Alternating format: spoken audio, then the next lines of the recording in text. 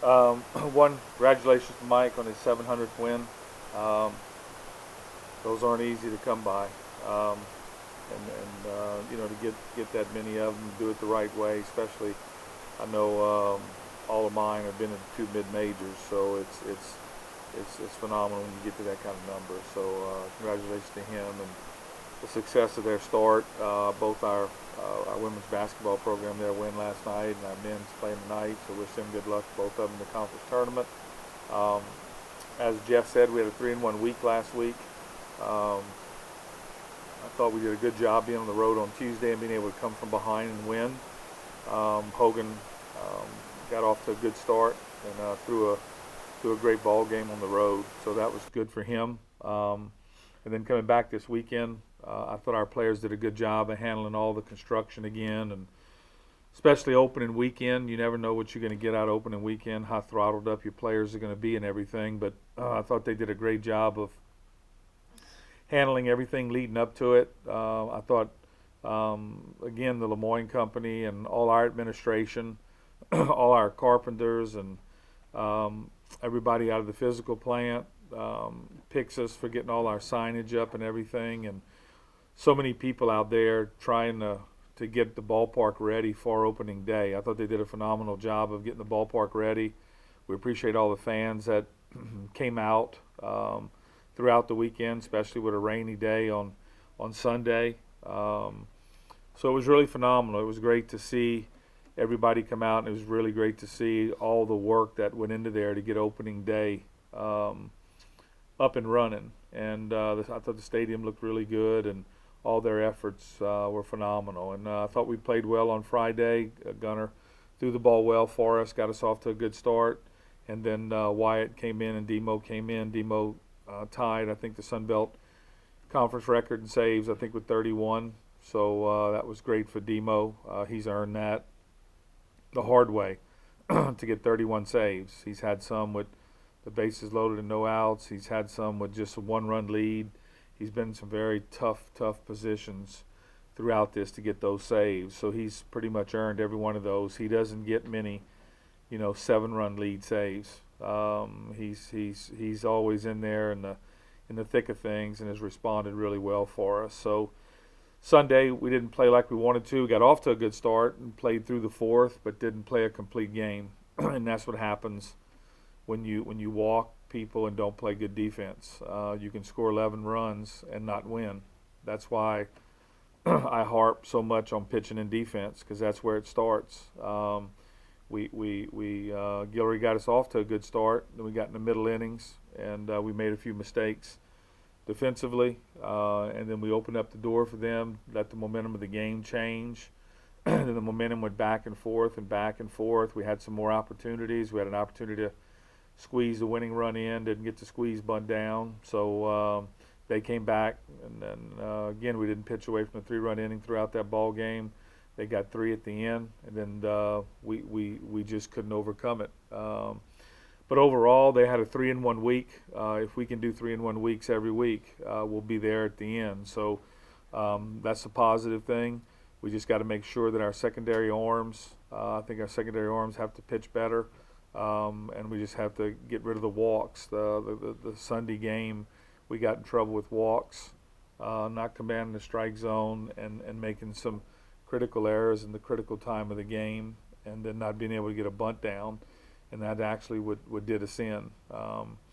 But yesterday we got rained out for Hogan's second start. So he threw a bullpen yesterday to kind of stay on track. We gave him a day off yesterday with the weather to rest. Very rarely do you get an opportunity to get some rest in such a long season. So we gave him a little bit of rest yesterday. Today we'll go out and have a controlled inner squad.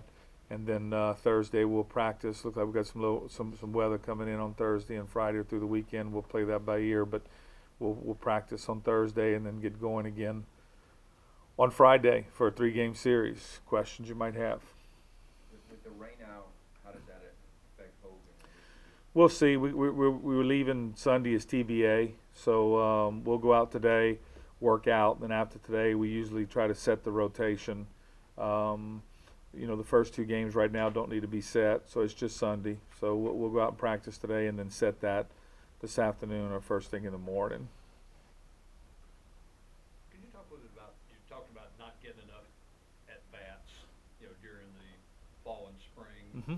I know you gave the difference in numbers one time, but, Well, usually you see that starting to catch up with itself now? Yeah, we felt that in time it would. We thought we faced some very good pitching Friday and Saturday, and scored 11 runs on Sunday. We just didn't pitch and play defense on Sunday, but our hitters are getting better. They're getting more protected in the protection in the lineup. What was hurting us earlier, without having those at bats. JT and Bab put the number to it. I didn't even realize that, but we had about 1,000 at bats collectively in the fall last year. This year we had 300, so we were basically 700 at bats short.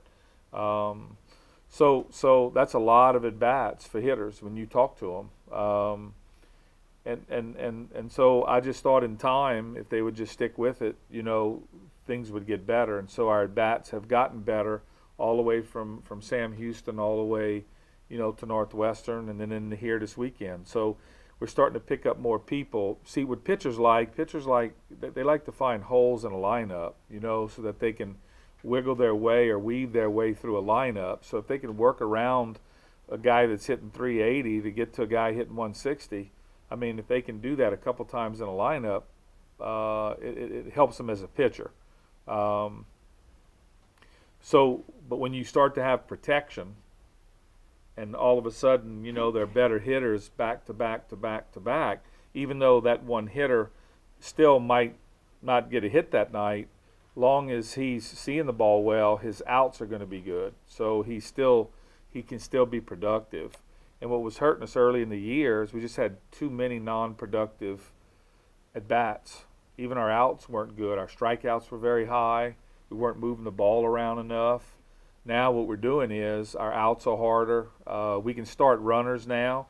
Early in the year, we couldn't start a runner with 2 strikes because the strikeout was getting us. And now we can start runners with 2 strikes because the hitters' outs are a lot better. So we can get a bag. When you can get a bag in a 1-2 count, that's important because it's tough to advance when the hitter's in a 0-2 or 1-2 count. But when you can start a runner from first to second with no outs and he stay on top of the ball and not strike out, now you're getting second base out of that out, and that's a productive out. So I think our outs are getting more productive. They're seeing the ball better. We've faced good pitching from Sam Houston to here. And again, our last game culminated in 11 runs. I mean, that's well enough runs to win a ball game if you don't walk people and hit batters and have some errors in the infield and outfield. So you got to play defense and pitch no matter how many runs you score. But we've done that. We've done that pretty much for the whole season.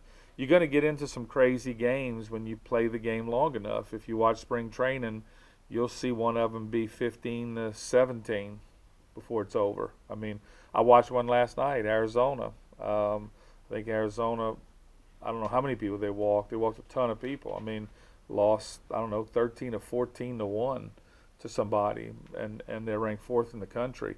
You're going to run into some crazy games along the way in baseball because you got so many games. And that's why, it was important to get that squeeze down, because when you get caught in an ugly game like that, I found in my 31 years of coaching, hurry up and win. I mean, don't keep waiting for good fortune or luck, because if it had shown up, it had shown up by now. And that was an ugly game we got caught into. They would give us the lead, we go back and give them the lead. They give us, we give it back to them. Nobody wanted it. And then eventually we had a chance to finish them. We didn't. And then they came back out and finished us. But you're going to get into some ugly games throughout the year. In baseball, like I said, the Cubs, they went home 58 nights a loser. And they were the world's best at what they did, a world champion, but yet 58 nights they had to go to bed a loser. I think the difference maker in our sport is you can't pick and choose the games you lose or win. But what you can pick and choose is how do you respond to the game you lose. And I think that's what the Cubs were good at, where other teams in Major League that still had high payrolls, professional hitters, professional players, when they went to bed a loser and woke up the next day, that one loss put them into a tailspin. And that's what you got to be careful of in this business, is letting one loss that you probably would have got anyway, because you're going to lose a third of your games, put you into a tailspin. That's what you've got to watch for in this business. And I think the teams that can stay away from that, I think those are the ones that are left standing at the end. Because when you're the best at what you do and you lose 58 games, I think what they were good at was waking up the next day and moving on and having the ability to move on. And I find some teams can't do that. They live in the past. So we were glad that we were in a 3-1 week. Do we accept the way we lost on Sunday? No. We got to pitch better in that game. We got to play better defense. We got to get the squeeze bunt down. It's not accepting losing or tolerating it as much as it is understanding it and understand the game you in, so that you don't let it put you into a tailspin. What has Izzy Edwards done to earn your trust on a game-to-day basis? Well, right now he's taken the position. He's run with it. He's been swinging the bat really good. He's played good defense out there for us. He's done the things that we needed to do at that position. So, he's earned that right and earned the right to go out there every day right now. We've got some other guys that are still working. We tell them all the time, work while you wait. And you never know. It's very hard to be hot over a 56-game schedule. Keep working while you wait and be ready if somebody goes down to help pick him up. On Sunday, you wound up throwing 8 pitchers out there in that loss. How important was it to kind of wind up getting those 8 guys in there to get them some experience?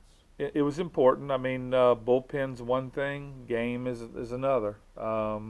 When they cross over into the game, it's a big different scenario than the bullpen. So it was good that they were able to come out, all of them, and especially a couple of them were freshmen, to get out there and face a good team too.